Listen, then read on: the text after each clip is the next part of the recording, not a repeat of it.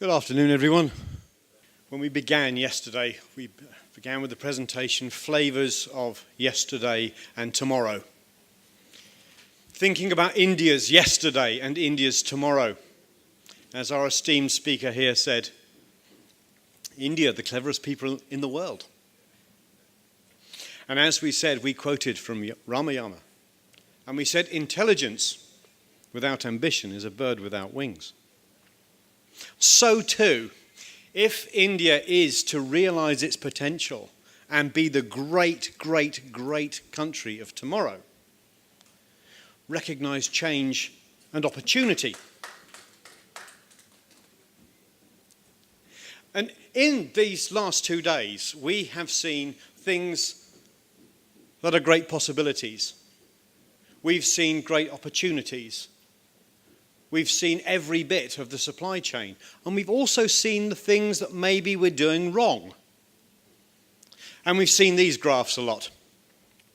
And what we're seeing here is metal consumption, that's steel and that's aggregated metals, versus GDP. We've seen these graphs a lot. But I want to talk to you about the shape of the graphs. They rise and they fall. The sharp rise is when a country goes through urbanization and building of infrastructure. A very sharp, sharp rise. We can see it for China. We can see it for South Korea. And way, way down in the bottom left there, at $1.6 thousand per head GDP, is India, about to take that great rise. And when it goes over the top, when a country makes it past there, it goes into a more settled trend of being a consumer economy. It's more settled. But wow, what a marvelous thing India has. You have both. You already have a consumer economy, and now you have an infrastructure and growth economy. What great opportunities. But that's not all. You are in a world in which you can learn from countries that have already made that change. Learn what they've done well, and learn what they haven't done so well. So you only make the right decisions. I'm sorry, that means change. And here's what I learned as a little boy from a book. This is from the book Winnie the Pooh. Here is Edward Bear coming down the stairs behind Christopher Robin. Bump, bump, bump. Goes his head on every stair. He's sure there must be a better way of getting down the stairs. If only he could stop bumping for a minute and think about it. We've all got things we do that ought to change, but we think, no, one more day like this. There's nothing wrong with change. You need to spot it first. I said this on day one. Use the third eye. Om Nam Shiva.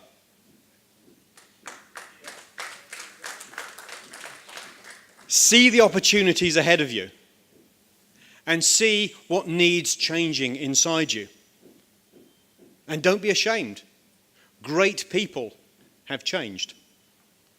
The one that springs to mind is Samuel Goldwyn, who was one of the chairmen of Metro-Goldwyn-Mayer, one of the huge film companies from Hollywood. He said in 1935, colour in movies, never. It'll last 10 years. And we've seen things here that have caused discussions and differences of opinion. And often we leave these events and we go home and we say, yeah, that was a good event. Now, where was I? Back to work. Oh, yes. And carry on doing what we always did, because it's okay. Yeah? Why have light bulbs if candles are okay? Why have cars if horses are okay? Why have elevators if the stairs are okay? Why go shopping? Why use eBay if going to the shops is okay? Why have Mtlexs Spot if the way we trade is okay?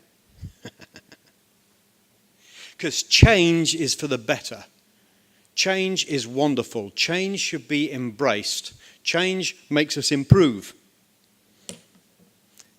Here are two great careers, the two best careers in the whole world, engineering and communications.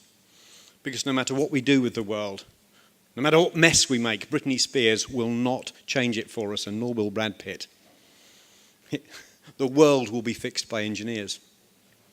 And the communicators will be the ones who teach our children not to make the same silly mistakes again. We can all be engineers. We can all innovate. We can innovate in finance. We can innovate in the way we trade. We can innovate in the way we produce. We can innovate in the way we run warehouses. We can all be engineers. And we can all be communicators. We can all share ideas. We can all keep on talking. And when we do those things, especially here, this fantastic country, by being engineers and communicators, you will reach that fantastic, fantastic potential that's waiting for you. So what's the next step? I don't know. But I can tell you what the next direction is. And the direction is, at the end of this conference, stop sitting like that. Stop sitting there in rows, facing up this way, and turn your chairs this way, and start talking to each other, and making that wonderful future. Because the future is an innovative, non-ferrous ecosystem for India. Go get it.